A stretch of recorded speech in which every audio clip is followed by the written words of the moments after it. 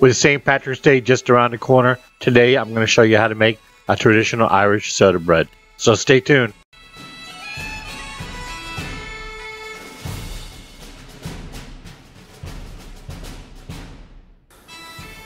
Hey, St. Patty's Day is just around the corner, and so what are we going to do here?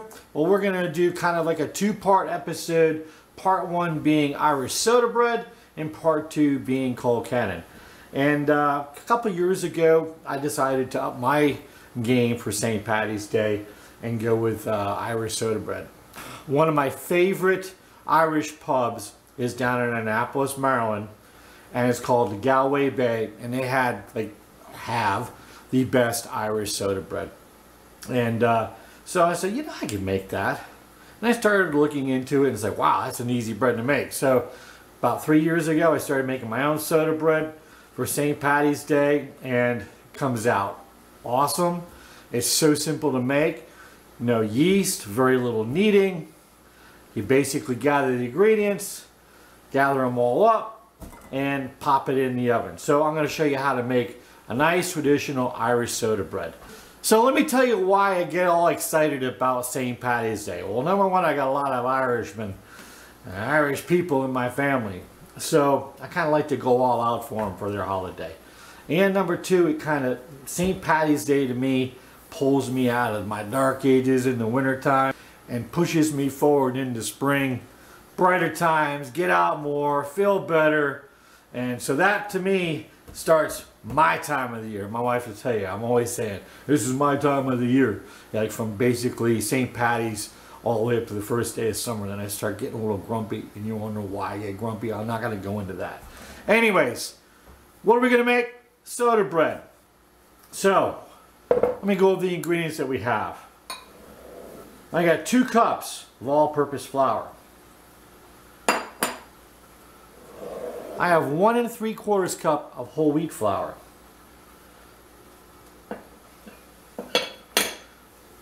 1½ teaspoons of baking soda. 1½ teaspoons of salt. Now I'm going to take my dried ingredients and just kind of whisk them together. I'm going to get all this incorporated together so that when I add my wet ingredient, which is only 1, buttermilk, everything will be evenly dispersed. I got to, this is really easy. Anybody can make this. If you've never made soda bread, you've got to make it. Trust me. All right, everything's incorporated, whisked together. Now I have 2 cups of buttermilk here, chilled, and I'm just going to go ahead and pour it into my mix here and bring it all together.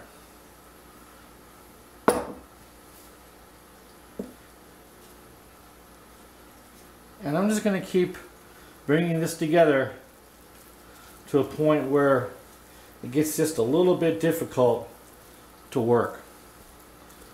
And then I'm going to kind of gather it into a ball and roll it out onto my... So I just kind of keep bringing this together till it's all incorporated. And I'll probably have to get my hands in here, which I really don't want to do. But hey, you gotta take one for the team, right?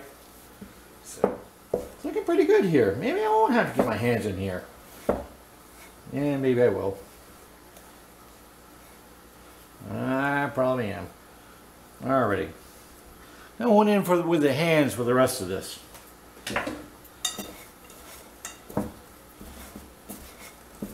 Just to incorporate all my ingredients. There is a little bit of kneading that we're going to do. Losing pieces of my bread here. There is a little bit of kneading that we're going to do, but very little. You don't want to over knead this dough. It's not a yeast dough. We're using baking soda as a leavening agent. Okay, so what I'm going to do now is I got a couple tablespoons of flour. I'm just going to kind of spread out on my breadboard here. And I'm going to do a quick kneading on my dough. No more than 8 times. Whoa!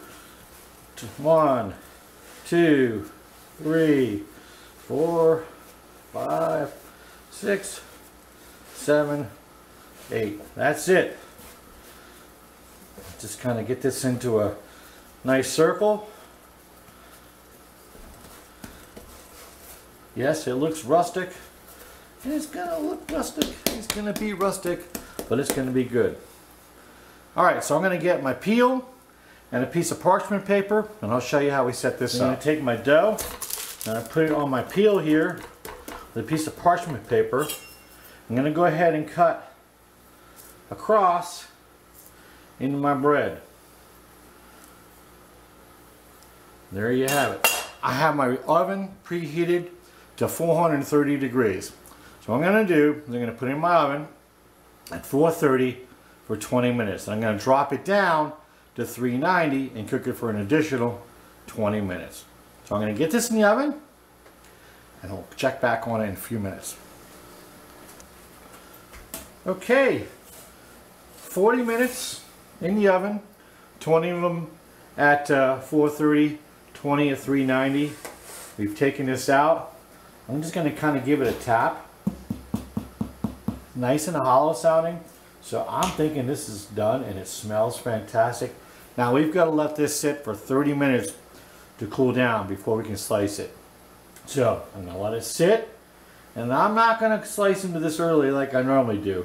So I'm going to let it do its thing, and then we'll come back and give it a taste. Smells good. Alrighty, moment of truth. Our Irish soda bread is cool. We're going to go ahead and cut into this baby, and we're going to give it a taste. Ooh.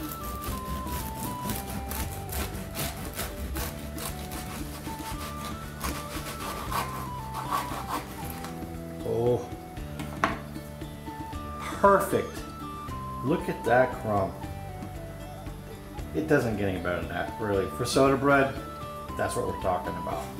What I'm going to do is I'm going to go ahead and kind of quarter this and then give it some slices here. And this is awesome in the morning for toast. Trust me.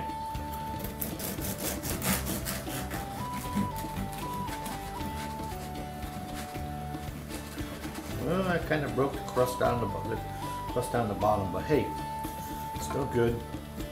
Let's go in and give this a taste. Nice and moist.